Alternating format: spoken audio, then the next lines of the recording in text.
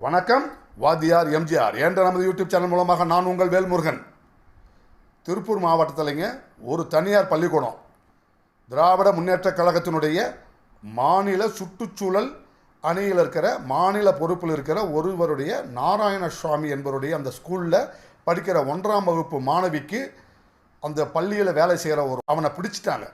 இந்த தகவலை கேள்விப்பட்டு அந்த பள்ளியில் படிக்கின்ற மாணவ செல்வங்களுடைய பெற்றோர்கள்லாம் வந்து, என்னங்க இந்த மாதிரி நடக்குது, எங்கள் குழந்தைகளுடைய பாதுகாப்புக்கு என்ன நடவடிக்கை மேற்கொண்டிருக்கிறீர்கள் என்று நியாயமான நீதி கேட்டு வந்தவங்களை எல்லாம் திமுக ஆளுங்கட்சியினுடைய நிர்வாகி என்கின்ற அந்த அடிப்படையில் காவல்துறையினரை வரவழைத்து அந்த பெற்றோர்கள்லாம் விரட்டி இருக்கிறாங்க.